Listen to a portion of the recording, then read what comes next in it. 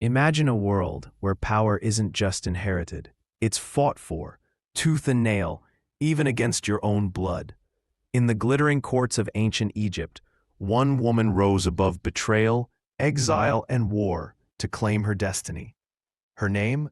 Cleopatra VII.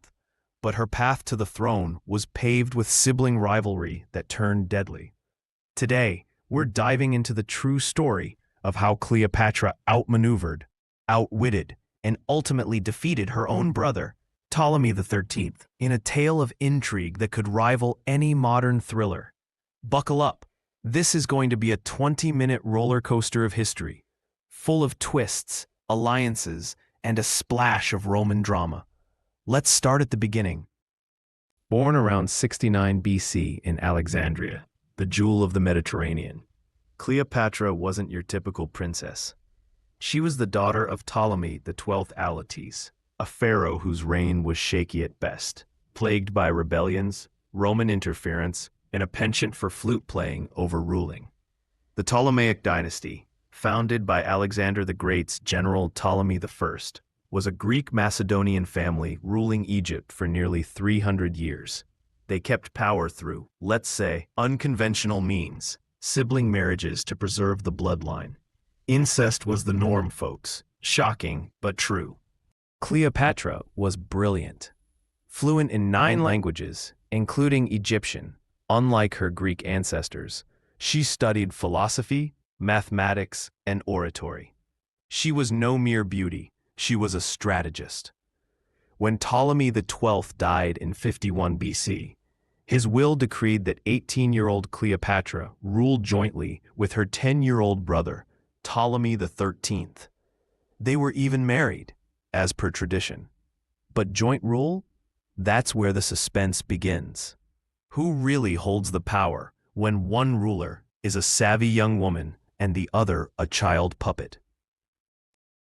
At first, documents listed Cleopatra as the dominant ruler.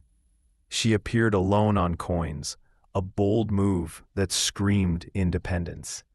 But Ptolemy XIII's advisors, slimy courtiers like the eunuch Pothinus, the general Achillas, and the tutor Theodotus, saw her as a threat. These men whispered in the boy's ear, fueling his ambition. By 50 BC, the tides turned. Ptolemy's name started appearing first in decrees. Whispers of conspiracy echoed through the palace halls. Would Cleopatra fight back, or would she be sidelined forever? Egypt was a client kingdom, indebted to Roman bankers. And in 48 BC, Rome's civil war spilled over. Julius Caesar, the conqueror, defeated his rival Pompey at the Battle of Pharsalus. Pompey fled to Egypt, seeking asylum. Ptolemy XIII's advisors saw an opportunity.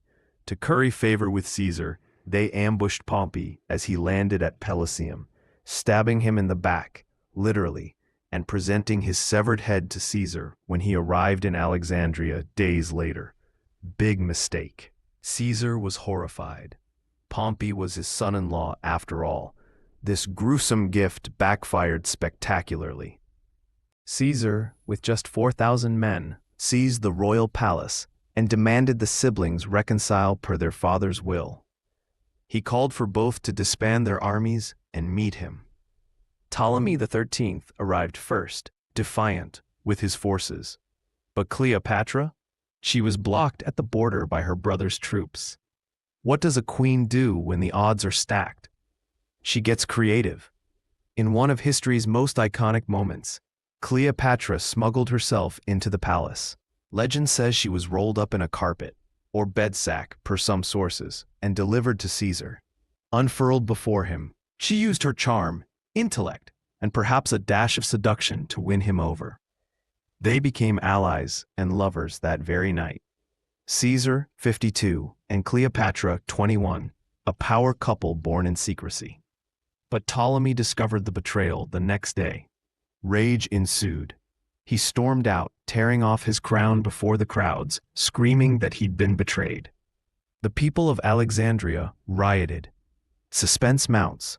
Would this alliance save Cleopatra, or doom them both? The stage was set for war. Ptolemy XIII, egged on by Pothinus, saw Caesar's small force as vulnerable. With 20,000 troops, including cavalry and the Gabiniani, they besieged the palace. The Alexandrian War erupted in late 48 BC. Caesar and Cleopatra were trapped in the royal quarter, defending against street-to-street fighting. Fires raged. Some say this is when part of the Great Library burned, though historians debate it.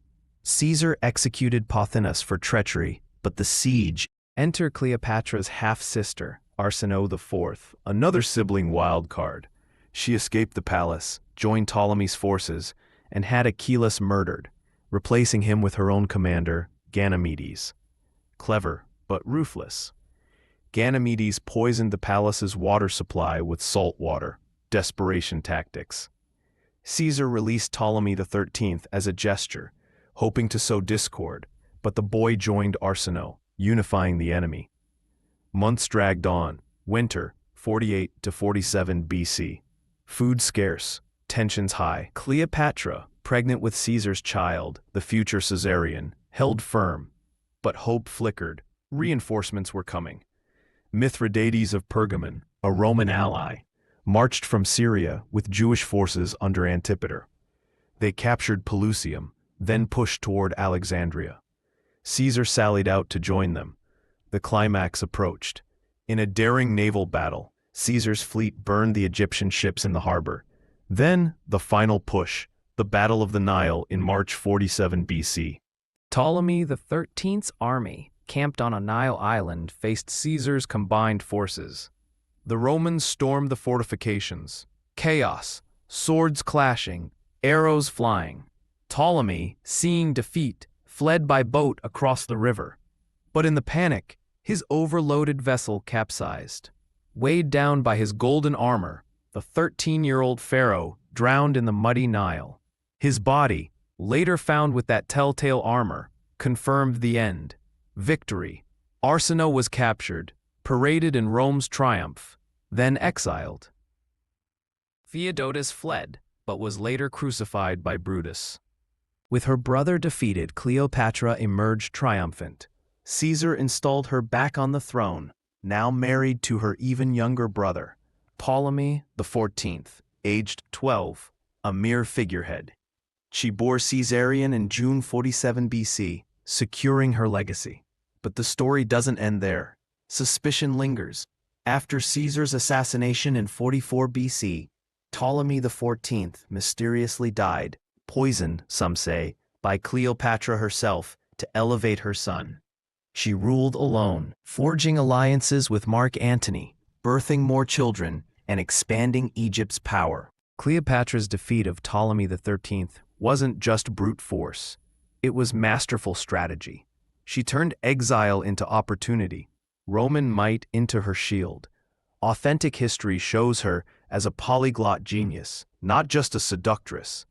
Yet, the drama, sibling betrayal, forbidden romance, epic battles, makes it viral-worthy. Think about it. In a male-dominated world, she played the game better than anyone. But was it worth it? Her reign ended in 30 BC with defeat by Octavian, suicide by asp or poison, and Egypt's absorption into Rome. Still, her legend endures. Queen, mother, warrior. She didn't just defeat her brother, she redefined power,